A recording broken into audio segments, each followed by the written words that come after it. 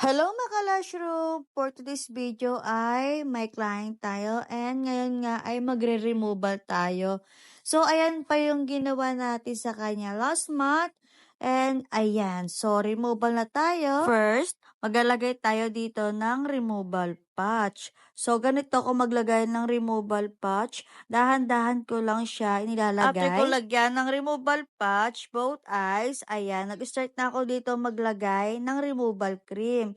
So, ayan, ang ginagamit natin na removal cream, katulad ng palagi ko sinasabi, isa yan sa mga pinakamaganda na ginamit ko or nagagamit ko removal cream. So, ayan, ang texture niya ay pa-gel talaga siya. So, kapag ibabad mo na siya, hindi siya nagtutubig at hindi siya nagbabasa-basa.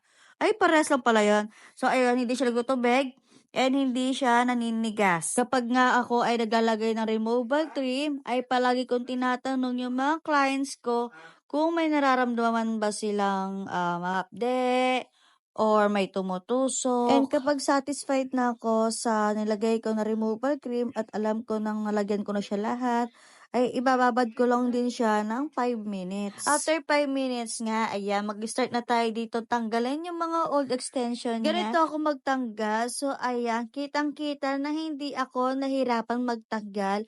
Sa sobrang ganda ng removal cream na ginagamit natin, ay hindi na tayo mahihirapan. As a lash artist, syempre, marami na tayong nagamit dito na removal cream. And isa to sa mga nagamit kong napakaganda talaga.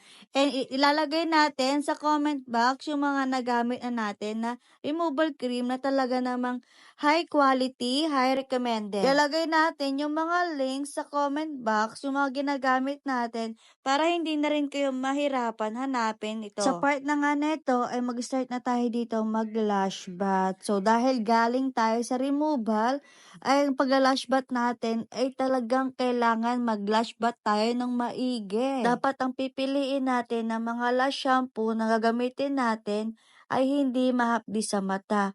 Before kasi ay may nagagamit akong lash shampoo na mahapdi talaga sa mata kasi sinasabi sa amin ng clients namin yun na mahapdi nga daw. So kapag kami ay may ginagamit na bagong lash shampoo, ay tinatanong namin muna sa clients namin or tinatry namin sa sarili namin kung ito ba ay mahapde or hindi. Sa part na nga nito ay magbabanlaw na ako dito. Na katulad nga palagi ko sinasabi kapag nga ako kayo nagbabanlaw ay kailangan banlaw na banlaw na banlaw.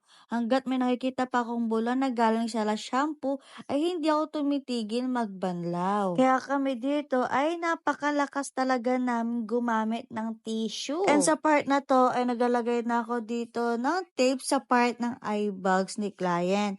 And as you can see sa bawat videos ko ay palaging may ganyan. Kasi for me, kapag hindi ako naglagay ng tape sa part na ganyan, ay hindi maayos yung paglalagay ko ng gel patch. Gumagalaw siya, nag-iiba siya ng anong way, nagdi-dislocate siya, or what. Basta ganito ang mga techniques ko kapag ako ay naglalagay ng tape. After ko nga maglagay ng tape, ayan, maglalagay na ako dito ng gel patch, hydrogel patch, basta gel patch yan. Mas maganda maglagay tayo ng ganyan kasi nakaka-relax yan sa client natin.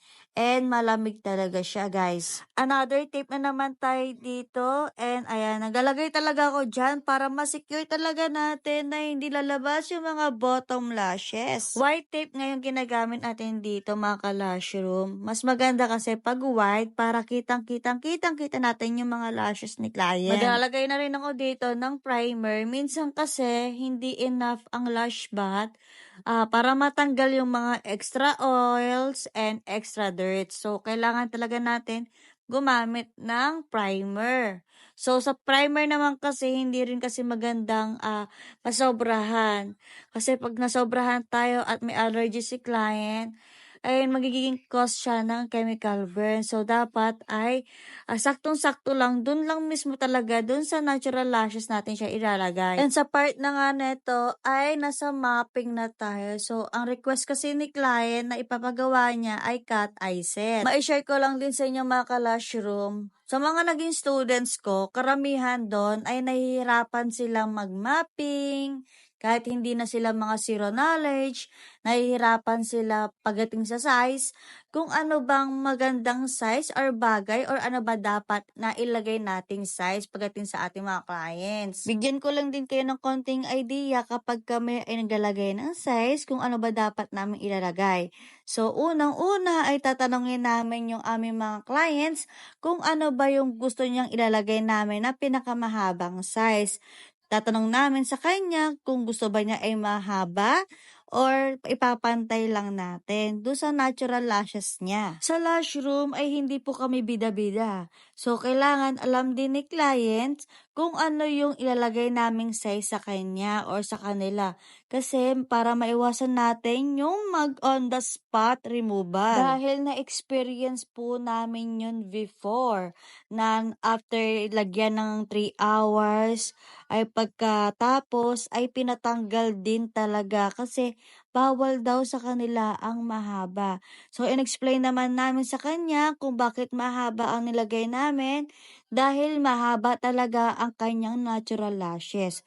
So, ang ending, wala kaming nagawa kundi i-removal. So, ayun kasi ang pinakaiiwasan talaga natin. And, syempre, ayaw din po namin maulit-ulit yung nangyaring ganon. Kaya kami, kada gagawa sa aming mga clients, ay palagi po namin sinasabi ang size na ilalagay namin. Kaya ang ending yung mga clients namin, alam na nila kung ano ang size nila. Kaya yung ibang clients namin na kapag bumabalik, ay sila mismo yung nagsasabi kung ano yung size na ilalagay namin. Kasi palagi nga namin sinasabi sa kanila kung ano yung size na nilalagay namin. Alam din naman nila. After 3 hours nga, ay tapos ko na siyang gawan. So, bakit 3 hours?